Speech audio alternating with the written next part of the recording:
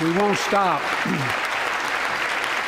Because you can't build a wall high enough to keep out a vaccine. The vaccine can stop the spread of these diseases.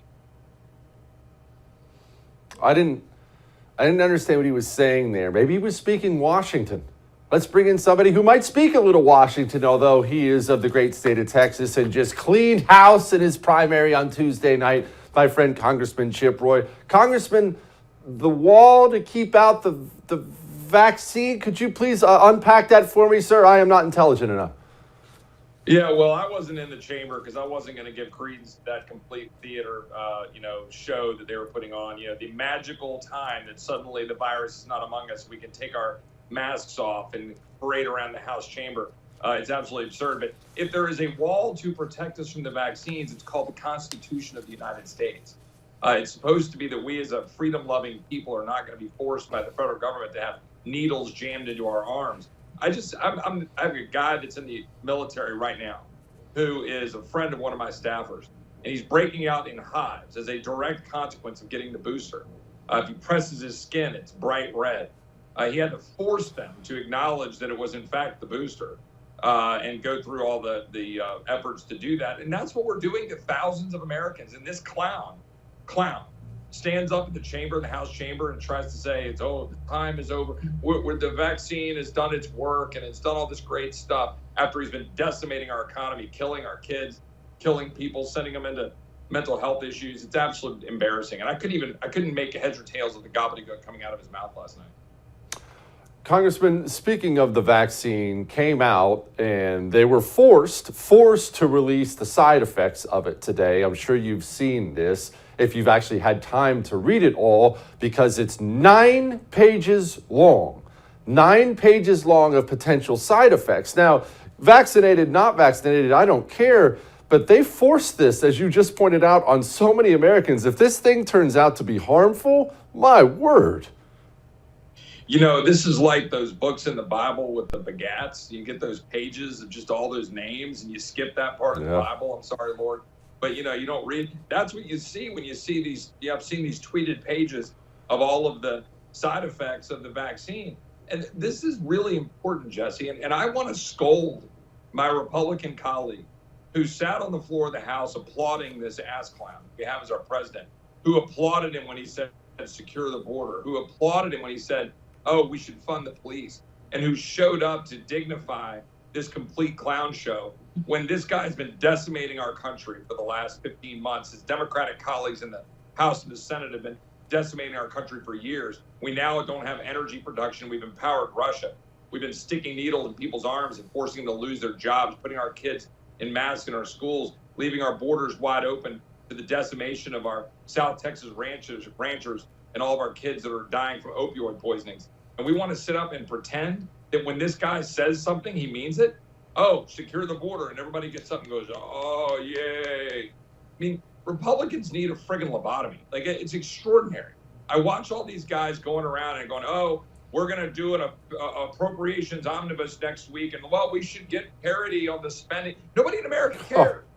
Fight for us, damn it. That's what the American people want to hear. Amen. You know what? I actually had a private conversation with someone in banking last night, and I want to play you this clip of Joe Biden talking about watchdogs. Boy, this is interesting. In my administration, the watchdogs are back. And we're going to go after the criminals who stole billions of relief money meant for small business and millions of Americans. And tonight, I'm announcing that the Justice Department will soon name a chief prosecutor for pandemic fraud.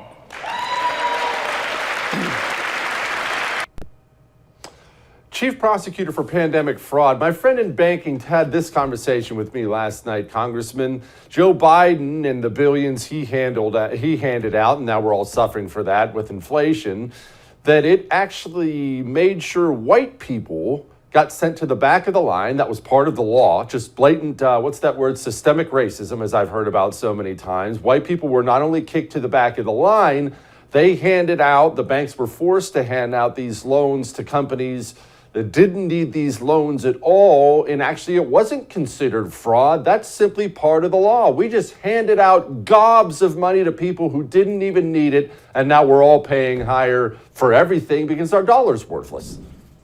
Well, this is the classic way of Washington, and particularly our leftist colleagues, but Republicans just sort of puppy dog clap and go along with it.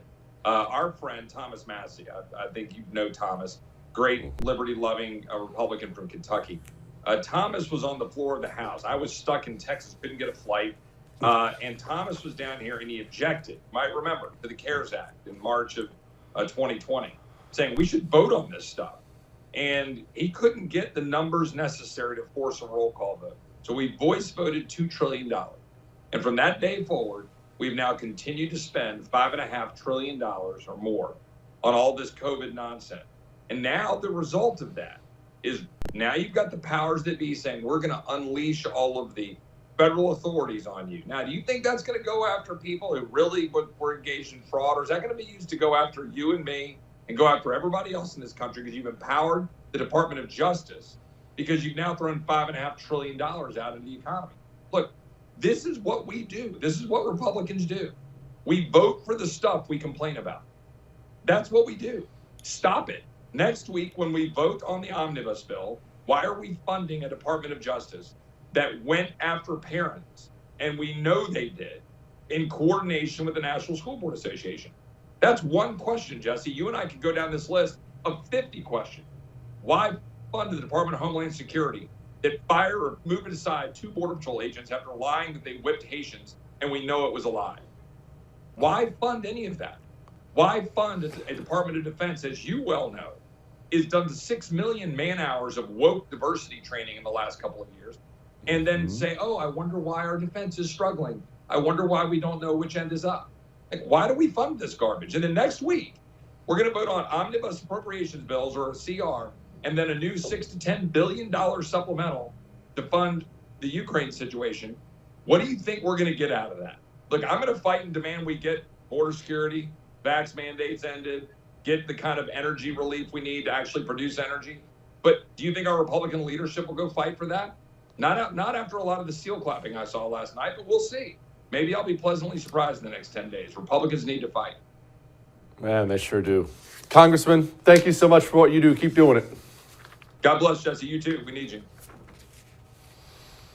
Man, I mean, I'll tell you, we have midterms coming up.